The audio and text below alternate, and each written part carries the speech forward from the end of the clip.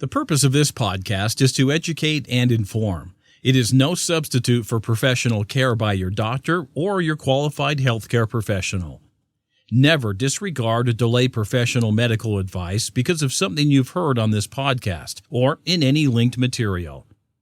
Guests who speak on this podcast express their own opinions, experience, and conclusions.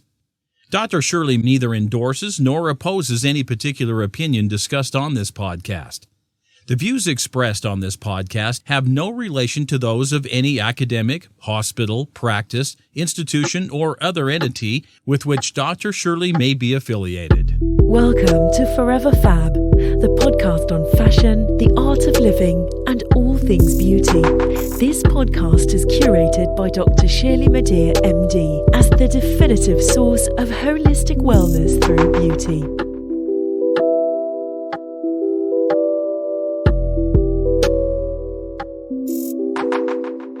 This week's episode is dedicated to knowing yourself deeply and thriving on your truth. The title of the episode is How to Live from Your Inner Truth Through Self-Actualization and Root Connection. This is my interview with Liz Ilgenfritz. Liz Ilgenfritz is a registered 500-hour certified yoga teacher, holistic sexuality educator, urban Zen integrative therapist, a thriving single woman, and a mother of 4. From Wall Street to the yoga mat, she has developed an approach to well-being that allows us to discover and live from our core, from our center, using an integrated model, including holistic sexuality. She teaches workshops, has private sessions, and leads sisterhood circles where women discover a greater sense of well-being amongst their tribe.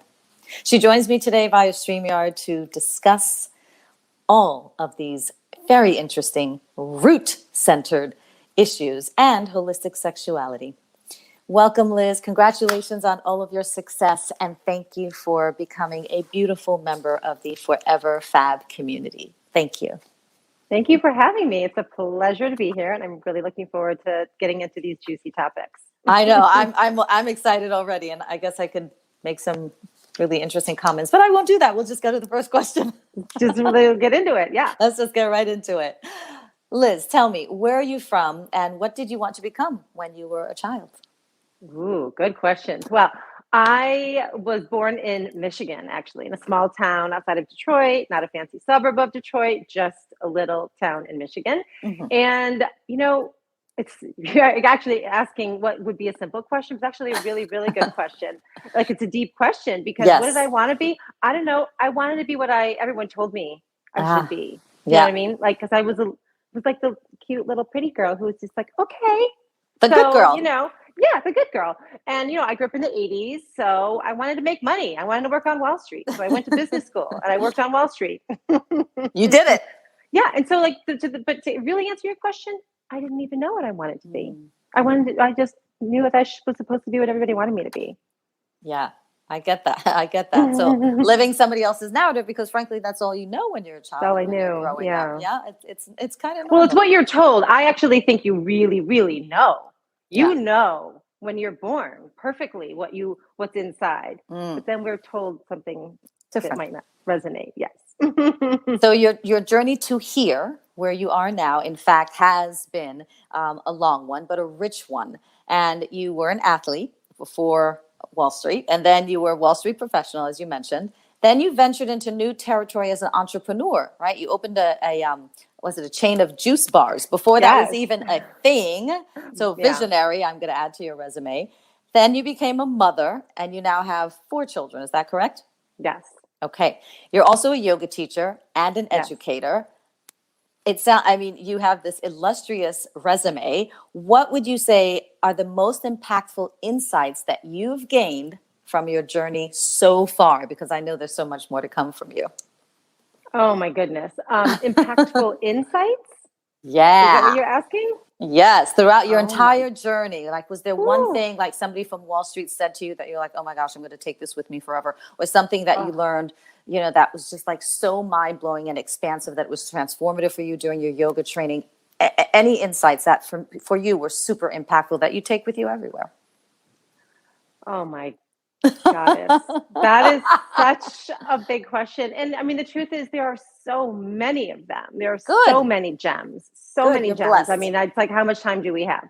As much as you Like I want. always say, thousands of hours on the mat will like yield you a lot of gems. But, let's just say this one, the first one that pops into my mind is, there's no such thing.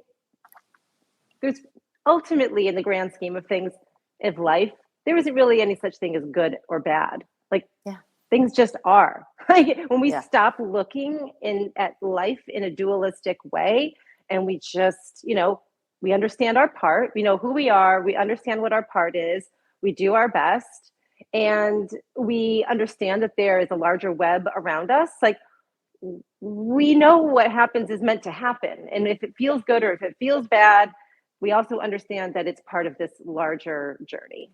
And then that's sort of an integral recipe for finding and living inner peace. Very true. And so whether we interpret something as good or bad has so much to do, would you agree, with not only who we are, but who we're not, how we're sort of groomed and educated, our culture, our experiences. So you're right. What's good versus what's bad or not is completely individual. Yeah. That's a lot of it. And I think that I think you would agree. And I think your listenership would understand that as you get older, you have a wealth of experience, and hopefully you've been paying attention and you've been learning and you've been integrating things, and you're building wisdom, which, spoiler alert, it's going to be one of my things in the end. Is you start to understand that what seems like a terrible thing in the moment could ultimately lead to like the most delicious, beautiful experience and growth and future experience that you wouldn't have had without that loss or thing that at the moment felt terrible. We know this, right? We know this through experience. So, yeah. I like that. Now, let's break that question down a little bit more. Let's get a little bit more nitty-gritty about it. So what has being a Wall Street professional taught you from a business perspective, or maybe not, but I'm assuming from a business perspective, that you still use today? Oh, gosh, you ask a good question. That's my job, Liz. I'll say this. I will say, oddly enough, I wouldn't say that I'm taking anything with me that I learned on Wall Street, but I guess in business school, in terms of a very basic, super important thing I always have to remind myself of personally, and I think everyone could benefit from, is very simple marketing. Tenet of marketing: KISS. Keep it simple, stupid. Keep it simple. And it's that I think it was Winston Churchill who's attributed with that expression of something to the effect of, it's easy if I have 3 hours to say something, but if you want me to say it in 3 minutes, it's going to take a lot of work to get there, whatever his quote is. It's like that. Like, how can I just be simple? Yeah, it's so true. It's so true. And along the same lines, what did being an entrepreneur and starting those juice bars throughout that entire experience, what would you say is something that you learned that you thought, okay, I need to remember this for a long time? Oh gosh, a lot. Yeah, a lot of good stuff. So much. Good. I mean, the value of community, so important. I built that business in a really interesting time. The landscape is so different for upcoming women entrepreneurs right now. I mean, it is night and day. There was nothing. There were no resources. I was alone. Like, not only was I a single woman and a single mom, I was a sole entrepreneur. And I didn't understand, like, women tend to do this, think we have to carry everything on our backs, right? And so I didn't understand what it meant to keep myself resourced and to ask for the help that I needed and wanted. And plus the resources largely just didn't exist. I mean, now it's like, anyone for like marketing, for, temporary COO? I mean, there's just a wealth of resources out there. And, but so what do I take carrying forward? So resources, but also really what I didn't know. I started that company when I was 29. Wow. And like I said in the beginning, when you asked me what I wanted to do when I was younger, when I was a child, especially when you have a retail store, but when you're running a company in general as a woman, let me add, in New York City, there is never a shortage of opinions Oh, about right. who you should be, who you should serve, what you should offer, how you should do it. Right. Yeah. And for a person, a woman, all of us who are just used to being told everything and like our identity is somewhere outside of ourselves, and to be good and successful and happy is somewhere out here. Yeah. It's like I had 8 heads, and now if I were running that company now, I would be like, Yeah. this is it. This is what Yeah. we do. This is what I have to offer. Please come. You're invited. You know, it Right. would just be so, can I swear? So Yeah. effing, okay, so fucking different. I love to, Yeah. I love these. I love to use that as a sentence accentuator. Someone told Yes, me that right. term once. It's a sentence accentuator. Yes. Yeah, that's how it would be. It would be very different. It would be, but that experience was valuable, obviously. Mm-hmm. So of all The how those not things, to do it. the how not to do it. 20 ways to lose yourself while running a business. 50 ways, right? Yeah, so of all the things you have done, what would you say was the most difficult of all those things that you have done? Personally and professionally? Yes. Besides birthing children? That counts. That counts. Personally, yes. Yeah. Tell you what, I mean, raising 4 children will bring you to your knees. It will crush you. Wow. It's still, some days it will still crush me. But I have 4 children who are all unique. Yeah. All and amazingly and happily. They're so incredibly themselves. Great. It brings me nothing but the deepest sense of, I don't know, a job well done to see that they are at least that. Yeah, thank you. That they are that. I have one child who has high functioning autism, Asperger's. I have one child who is very robust in the LGBTQIA world, like they've given any given day. I don't even want to in this moment identify how I would identify it. Yes. I have another child who is super, super smart and super, super dyslexic, like bananas in either direction. Yeah. And so, these kids have been my biggest gift and my biggest teacher. Wonderful. That's amazing. And what about professionally, the most difficult thing you've done? Running that company was really hard. I was going to say. Running that company was really, really, really hard. I'm sure. And I'll say, this gets a little bit deep into it, but I think a lot of women who listen to your podcast would maybe get this. I have been in circles in communities, professional communities of women that have lifted me up. Oh, great. My entire life. And from going to all girls Catholic school to believe it or not, working on Wall Street. Yeah. So good. Those Catholic schoolgirls. Sisterhood, a real sisterhood, beautiful stuff. And then, but ironically, working on Wall Street, group of women. My MD was a woman. It was a bunch of women. I mean, it wasn't entirely, it was like 90% women. I don't even know how that happened. Yeah. And they were all amazing. Unusual. Yeah. And they were all these women who were just like, lift, it was, amazing. And then I've had I've had one experience professionally that was not that. And I found it like soul crushing. Like I didn't even understand it. Like, what is happening? Yeah. So when there are women who really are not in their power and do not understand sisterhood and live that small, wounded, contracted place, I didn't even realize, like, it was a huge blind spot for me. I didn't know it existed. And so that was professionally very difficult to work through. So let's get a little deeper. Let's talk about not necessarily wounds so much, but let's talk about the healing of wounds, which a lot of it goes back to core issues so let's sort of veer our way to that. And I want to start off by talking about a little bit anatomically, at least, about the core. So the core, right? It's not just the abdominal muscles, right? Everyone says core, engage your core, hold your core. It isn't really just the abdominal muscles or your belly muscles. Why, from your perspective and the work that you do, why is this part of the body so meaningful in the study of the self, who we are, who we're not? And when you say living from your core, what do you mean by that?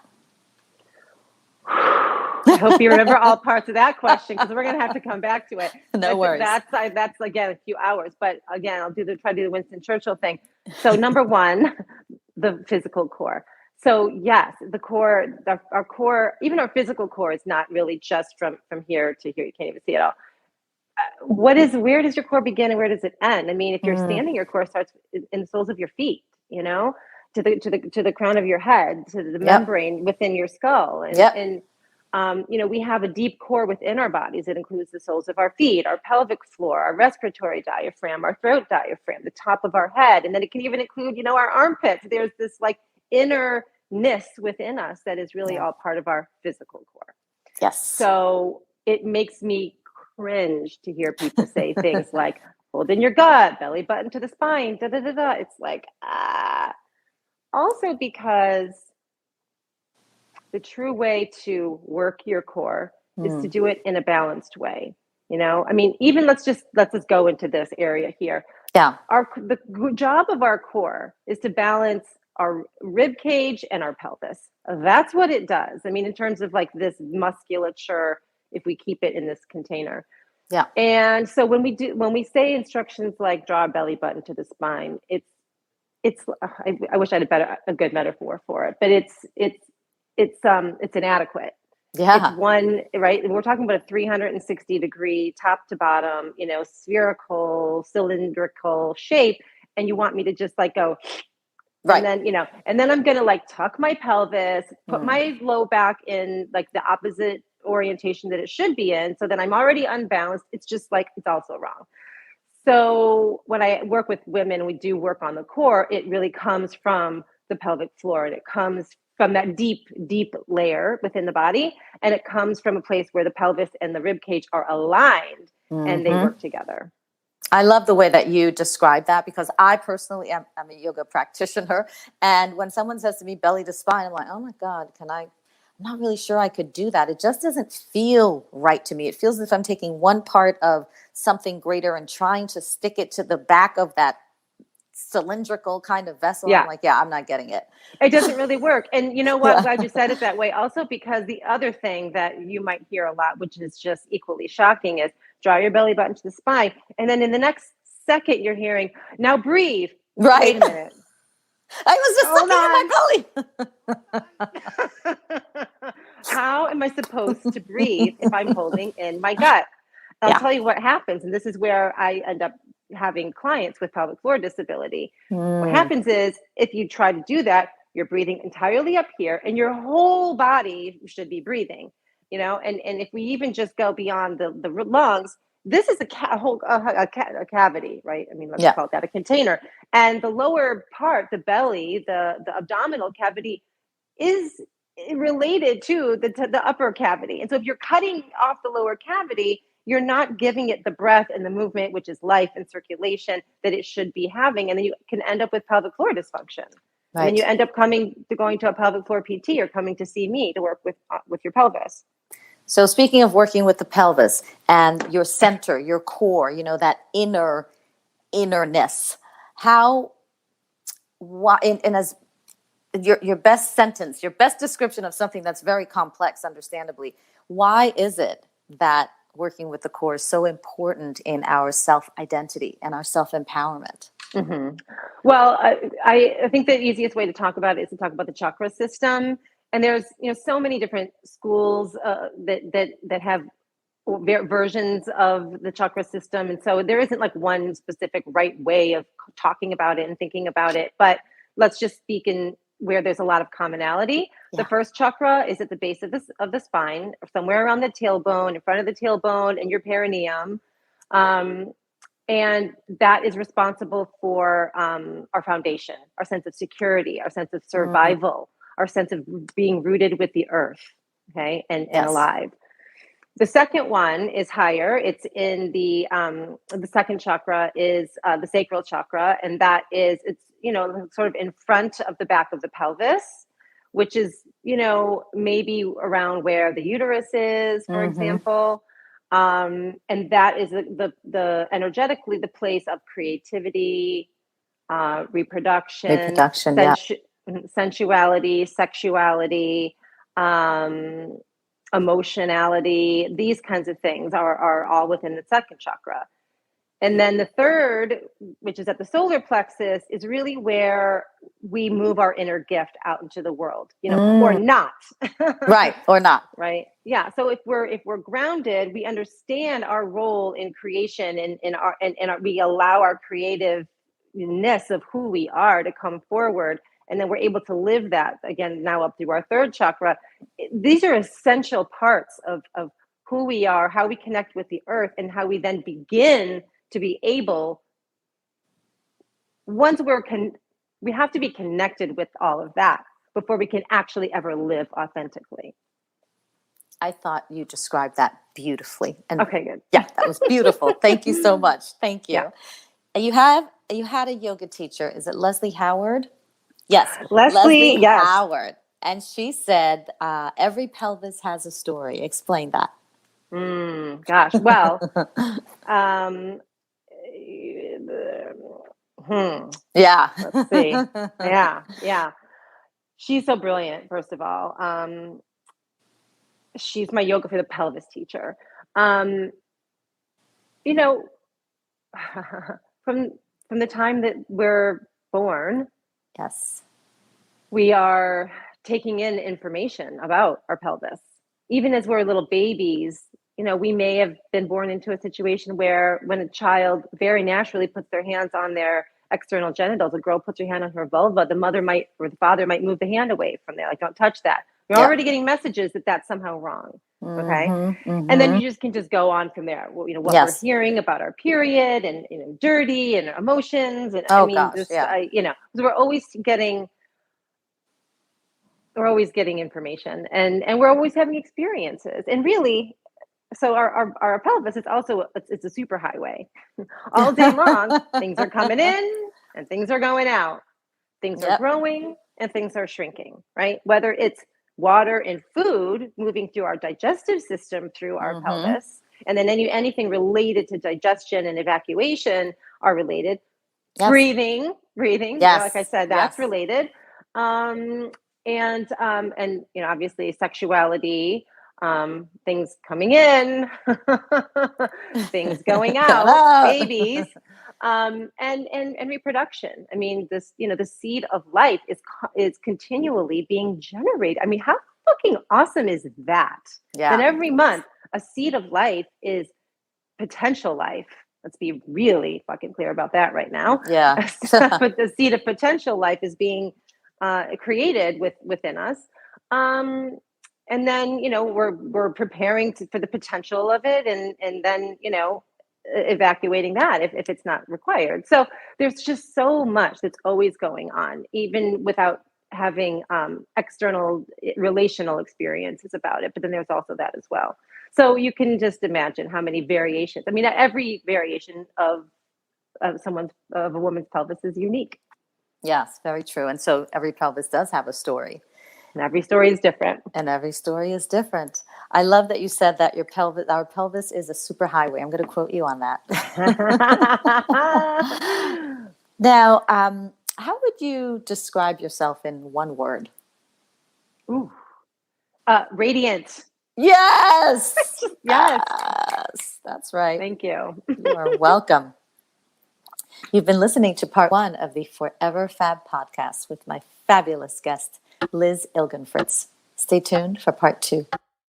Thank you for listening to this week's episode of Forever F.A.B, the podcast on fashion, the art of living, and all things beauty, curated by Dr. Shirley Madhere, MD. Live beautifully and help make the world a more beautiful place.